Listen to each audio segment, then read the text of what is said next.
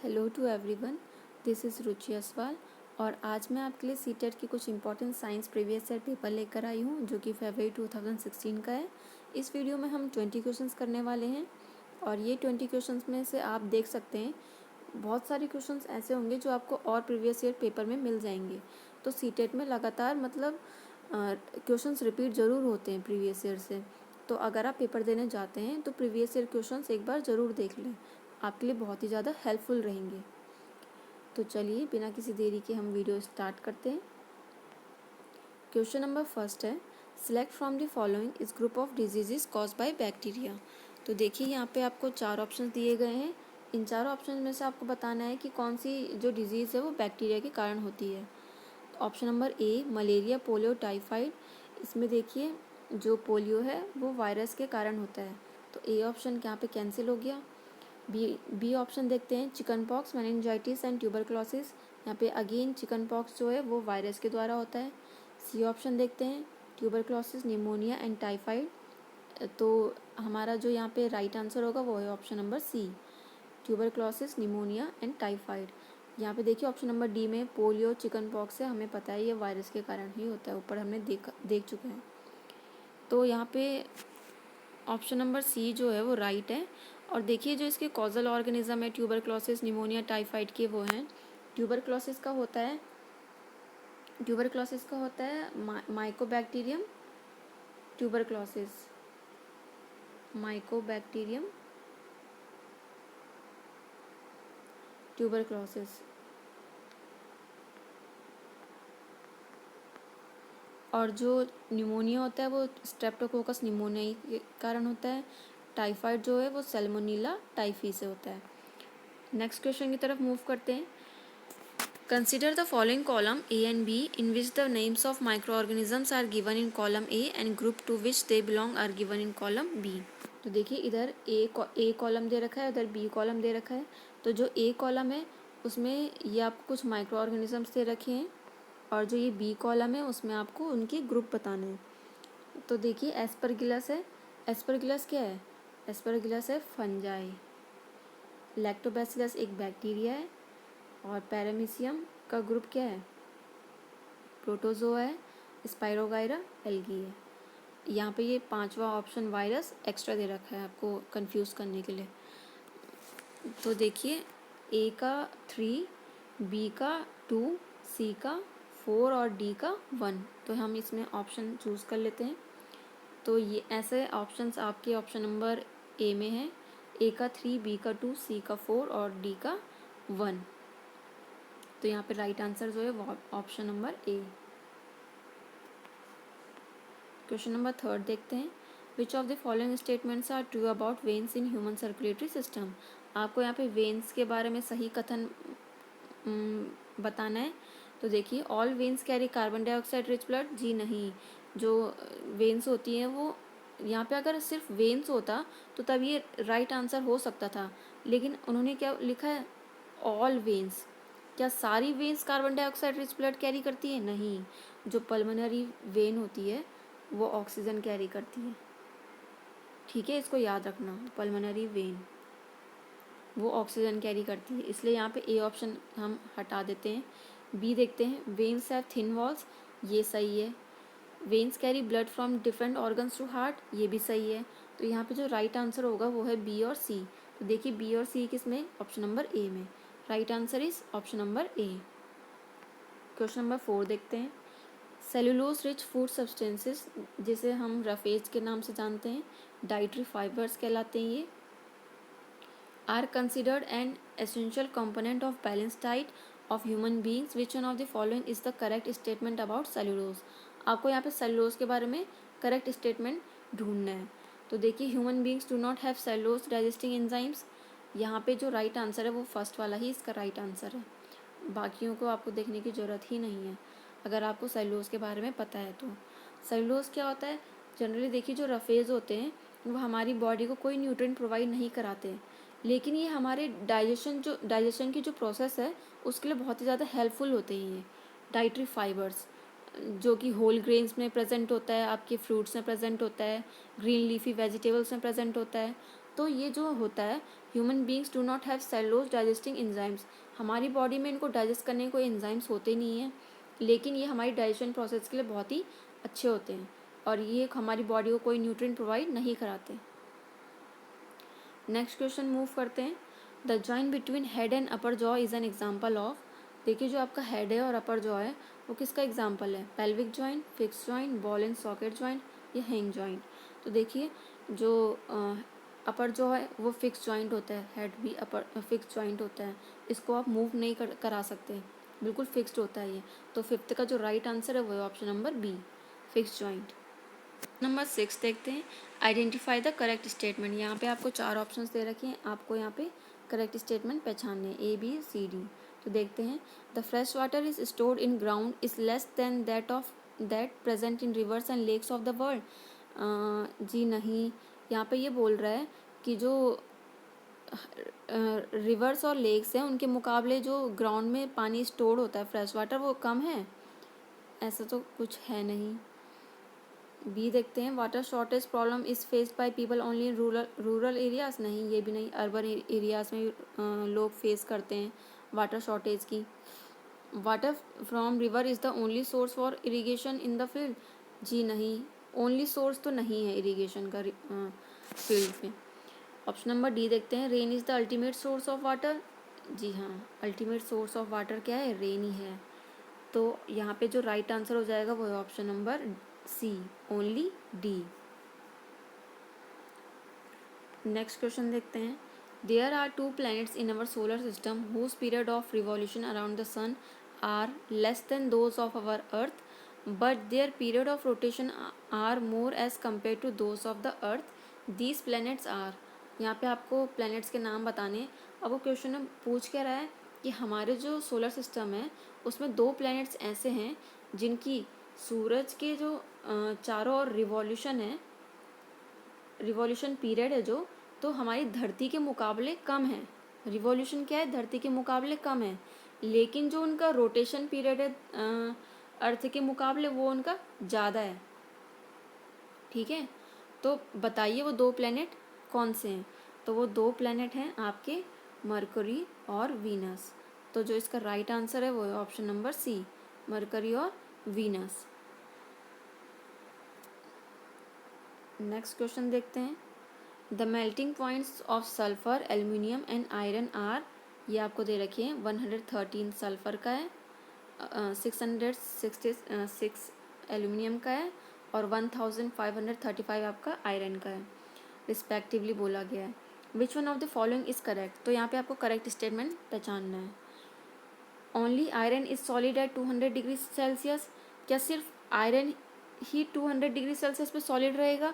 Iron का देखिए melting point 1535 है, जी नहीं, एल्यूमिनियम भी रहेगा क्योंकि उसका देखिए 200 से कहीं ज़्यादा है, 200 डिग्री सेल्सियस से कहीं ज़्यादा है उसका, 666। नेक्स्ट ऑप्शन देखते हैं, aluminium and iron are solid at 200 degree Celsius. तो जी हाँ, यहाँ पे जो राइट ऑप्शन है वो है ऑप्शन नंबर बी, एल्यूमिनियम और आयरन आपके सॉलिड रहेंगे 200 डिग्री सेल्सियस पे। सल्फ़र जो है वो नहीं रहेगा सॉलिड 200 डिग्री सेल्सियस पे क्योंकि उसका जो मेल्टिंग पॉइंट है 200 से कम है, देखिए 113 है उसका। तो यहाँ पे राइट आंसर है बी। क्वेश्चन नंबर 9 देखते हैं, an electric circuit is set up in such a way that the positive terminal of the battery V is connected to bulb B1 which is connected to resistor R which is connected to the bulb B2. B2 is finally connected to the negative terminal of the battery. Both the bulbs are glowing. If the value of R is increased then, हम इसका पहले आपको diagram draw करके बताते हैं। देखिए ये electric circuit draw करते हैं, ये पॉजिटिव टर्मिनल है, ये नेगेटिव टर्मिनल है, ये आपका B1 बल्ब से जा कर के कनेक्ट है, ये आपका B1 है और ये आपका किससे कनेक्ट है, रजिस्टर R, और ये रजिस्टर आपका किससे, क्या बोला उसने क्वेश्चन में कि B2 से जाकर कनेक्ट है, और B2 किससे जाकर के कनेक्ट है, नेगेटिव टर्मिनल से, ये B2 है। तो ये आपका सर्किट ड्रॉ हो गया।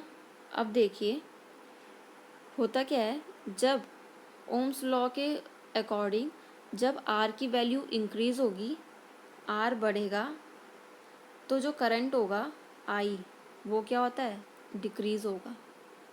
आर की वैल्यू बढ़ेगी तो करंट क्या होगा, डिक्रीज होगा, क्योंकि आर जो होता है वो इन्वर्सली प्रोपोर्शनल होता है किसके, करंट के।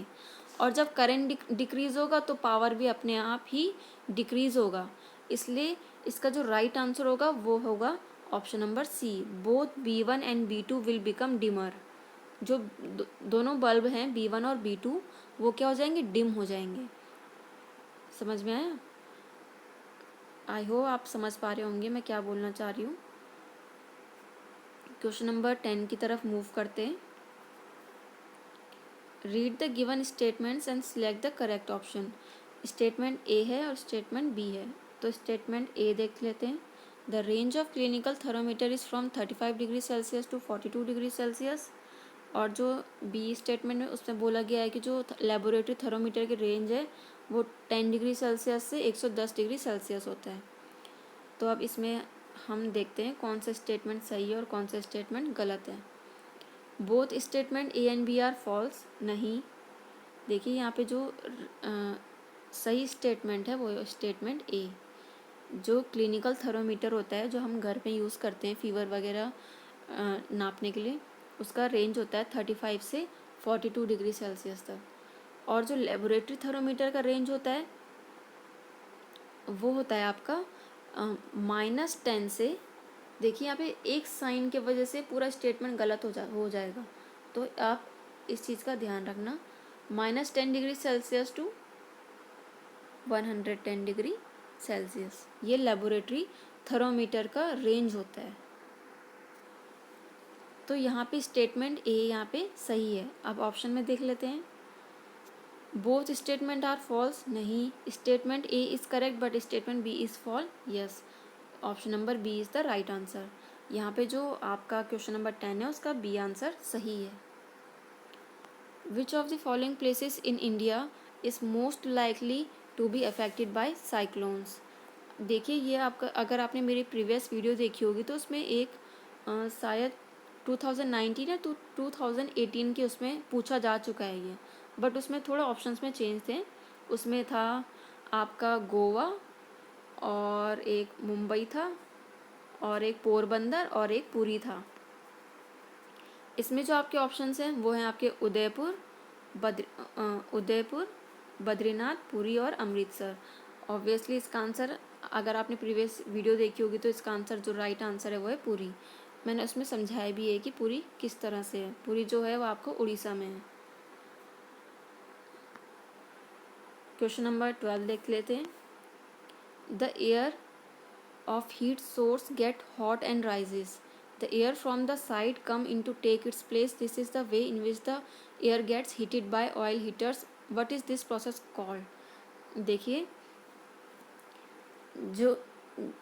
जो हीटर होते हैं उनके, जैसे वो सपोज कोई रूम हीटर है, उसको आपके रूम को गर्म करना है, तो किस प्रकार करता है वो रूम को गर्म? उसके जो सामने हवा प्रेजेंट होती है वो उसको क्या कर देता है, गर्म कर देता है।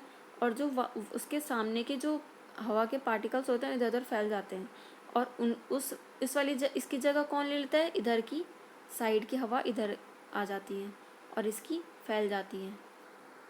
तो ऐसे करते करते पूरा कमरा गर्म हो जाता है। इसका चलिए सपोज बेस्ट एग्जांपल लेते हैं हम पानी गर्म करने से। देखिए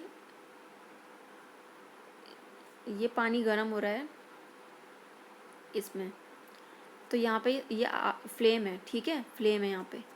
तो जो यहाँ पे के हमारे जो वाटर के मॉलिक्यूल्स होंगे वो जल्दी गर्म होंगे क्योंकि वो फ्लेम के नज़दीक है, तो वो यहाँ से गर्म होके क्या हो जाते हैं, ऊपर की तरफ जाने लग जाते हैं।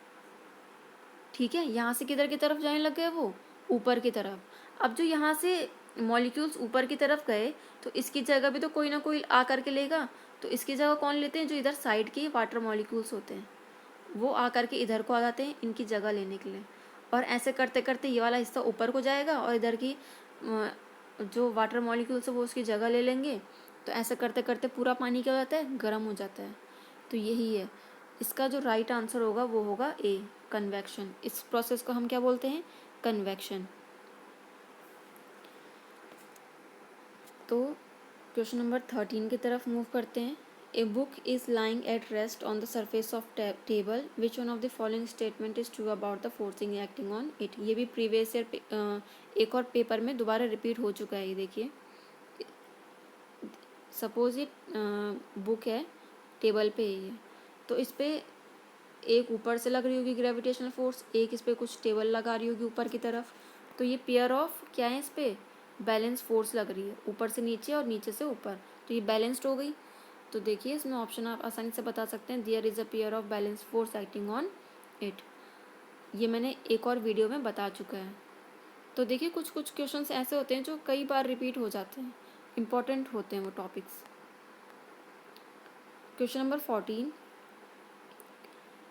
Read the given statement and select the correct option. Statement A क्या बोला गया है, husk is separated from heavier sheets of grain by winnowing. और स्टेटमेंट बी क्या है, the difference in size of particles in a mixture is utilize to separate them by the process of sieving and filtration. तो यहाँ पे आपको बताना है कि कौन सा स्टेटमेंट सही है और कौन सा गलत है। जो हस्क होता है उसको सेपरेट कैसे करते हैं, हैवियर सीड से विनोइंग करके उसको अलग कर दिया जाता है, जो हस्क भूसा टाइप। और जो स्टेटमेंट बी है, the difference in the size of particles in a mixture is utilize to separate them by the process of sieving and filtration. Yes, ये भी सही है। तो दोनों ऑप्शन जो स्टेटमेंट है वो सही है। तो यहाँ पे ऐसा ऑप्शन ढूंढिए, both the statement A and B are true, option number C. Option number C यहाँ पे राइट आंसर है।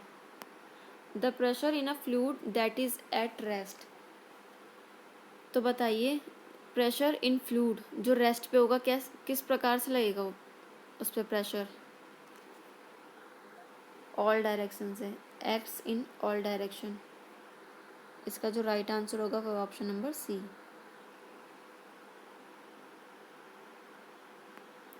Question number 16, which one of the following statement are true about image formation in a plane mirror. ये भी repeated है। Mirror से मैंने आपको बताया था कि क्वेश्चन हर बार आता है, हर बार आ चुका है आज तक। जितने भी पेपर उठा के देख लीजिए आप, इसका मिरर से रिलेटेड क्वेश्चन आपको ज़रूर पूछा जाएगा। देखते हैं प्लेन मिरर में क्या क्या, प्लेन मिरर के कैरेक्टर्स क्या क्या होते हैं।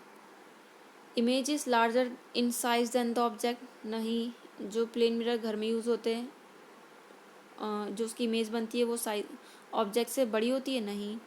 The image is formed at the same distance as the object. ये राइट है। The image is literally inverted होना था इसमें, ये भी सही है। द इमेज इज़ वर्चुअल, ये भी सही है। तो जो इसमें राइट आंसर होगा वो होगा बी, सी और डी, ऑप्शन नंबर ए। देखिए लिटरली इन्वर्टेड मतलब होता है राइट का लेफ़्ट दिखेगा और लेफ़्ट का आपको राइट दिखेगा।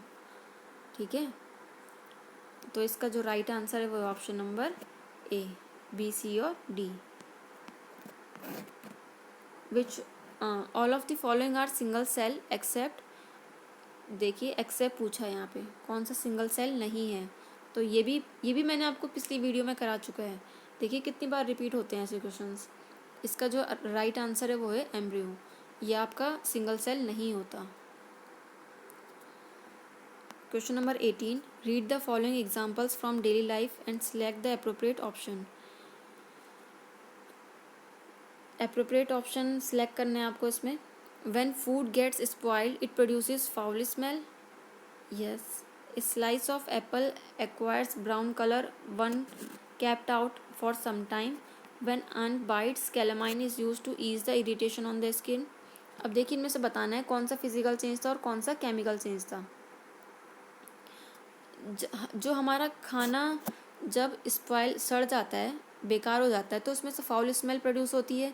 तो ये कौन सा चेंज होता है, फिजिकल या केमिकल? ये आपका होता है केमिकल चेंज। अब देखिए जो अब हम सेब वगैरह काटते हैं तो उसको हम थोड़ी देर के लिए अगर आप बाहर रख देंगे तो उसमें कुछ ब्राउन सा कलर अपीयर हो जाता है। ये भी किसका चेंज होता है, ये भी केमिकल चेंज की वजह से होता है।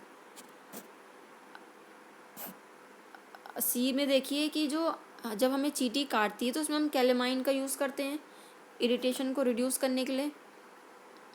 ये भी एक क्या होता है, केमिकल चेंज होता है, फिजिकल चेंज तो होता नहीं है। तो ऐसा ऑप्शन ढूंढते हैं हम। ऑल आर केमिकल चेंज, ये देखिए ऑप्शन नंबर सी में लिखा है ये कि जो ये तीनों हैं वो क्या है, ये तीनों ए बी और सी केमिकल चेंज है, कोई भी इनमें से फिजिकल चेंज नहीं था। 19 क्वेश्चन देखिए, a student burns a magnesium ribbon in air and dissolve the ash of the ribbon left after burning in distil water on pouring 1 drop each of this solution first in litmus blue litmus and then in red litmus he would observe that. देखिए एक बच्चे ने क्या किया, magnesium ribbon लिया और उसको burn किया, जलाया ऑक्सीजन के प्रेजेंस में, तो क्या बन गया वो मैग्नीशियम। देखिए इसके लिए मैंने आपके लिए एक एनसीईआरटी का पेज जोड़ा है, ये देखिए एनसीईआरटी से पूरे क्वेश्चंस एनसीईआरटी से पूछे जाते हैं आपसे। तो देखते हैं, जब उसने क्या किया, मैग्नीशियम को बर्न किया किसके प्रेजेंस में, ऑक्सीजन के साथ, तो क्या बना मैग्नीशियम ऑक्साइड, ठीक है। और उसके बाद उसने क्या बोला कि उसके बाद उसने उसको किसमें मिक्स कर दिया, डिज़ोल्व कर दिया डिस्टिल वाटर में, पानी में डिज़ोल्व कर दिया उसने डिस्टिल वाटर में। तो देखिए मैग्नीशियम ऑक्साइड को जब उसने वाटर के साथ ऐड किया तो क्या बनेगा वो, magnesium oxide plus water, magnesium hydroxide. तो मैग्नीशियम हाइड्रोक्साइड हम जानते हैं क्या क्या कहलाता है, मिल्क ऑफ मैग्नीशिया। और क्या होता है, magnesium hydroxide is a base, ये देखिए साफ साफ लिखा है यहाँ पे एनसीईआरटी की लाइन में, magnesium hydroxide is a base. ये हमने चैप्टर 5 में आप देख सकते हैं इसे, 7th क्लास की बुक में ये। तो अब बताइए, उसके बाद उन्होंने उसका एक एक ड्रॉप किस में डाला, ब्लू लिटमस में और फिर रेड लिटमस में। तो देखिए जब मैग्नीशियम हाइड्रोक्साइड है जो वो बेस है, तो बेस को जब हम ब्लू लिटमस में डालेंगे तो कोई चेंज आएगा लिटमस में, नहीं, ब्लू का ब्लू रहेगा। और जब हम रेड लिटमस में डालेंगे तो उसमें चेंज आएगा, रेड लिटमस किस में चेंज हो जाएगा, ब्लू कलर में। ऐसा कोई ऑप्शन है, ढूंढते हैं। ये देखिए ऑप्शन नंबर डी में है ऐसा कि blue litmus remains blue whereas the red litmus turns blue. तो ऑप्शन जो इसका राइट ऑप्शन होगा 19 का वो है ऑप्शन नंबर डी। ये लास्ट क्वेश्चन देखते हैं अब हम। Copper can not displace zinc from its salt solution, give reason. अब ये भी आपका एक और 2018 या 19 में रिपीट हो चुका है। इस तरह के रिएक्टिविटी क्वेश्चंस भी बहुत बार पूछे जा चुके हैं। तो मैंने आपको उस वीडियो में बताया था कि सबसे ज़्यादा रिएक्टिव इनमें जिंक होता है, फिर कॉपर होता है, फिर आयरन होता है और फिर लास्ट में कॉपर होता है। तो देखते हैं ऑप्शंस, देखते हैं। Copper is more reactive than zinc, copper zinc से ज़्यादा रिएक्टिव होता है, नहीं। Copper is less reactive than zinc, हाँ ये तो बात सही है कि कॉपर जो होता है लेस रिएक्टिव होता है जिंक से, ये गलत है। Zinc is one of the noble metal, जी नहीं। Zinc appears below copper in reactivity series, नहीं ये भी गलत है। तो इसमें बचा क्या, ऑप्शन नंबर बी ही राइट है वैसे इसमें। तो यहाँ पे आपको करेक्ट रीज़न ऑप्शन ढूंढना है, ठीक है। तो ऑप्शन नंबर क्या था, बी सही था हमारा, किस में, option number B, option number C में, only B is the right answer. तो आई होप आपको ये 20 क्वेश्चन समझ में आए होंगे, और अगर आपको कोई भी डाउट रहता है तो आप प्लीज़ पूछ सकते हैं। और देखिए बार बार एक ही चीज़ कहूँगी कि प्रीवियस ईयर के क्वेश्चंस आप ज़रूर देखिए, सीटेट में बहुत बार रिपीट होते हैं प्रीवियस ईयर क्वेश्चंस। और अगर आपको मेरी वीडियो अच्छी लगे तो प्लीज़ लाइक एंड शेयर ज़रूर कीजिए, और मेरे चैनल को प्लीज़ ज़्यादा से ज़्यादा आप लोग सब्सक्राइब कीजिए, तभी मैं आपके लिए इसी तरह और वीडियोस डाल सकूँगी। तब तक के लिए धन्यवाद, थैंक यू सो मच।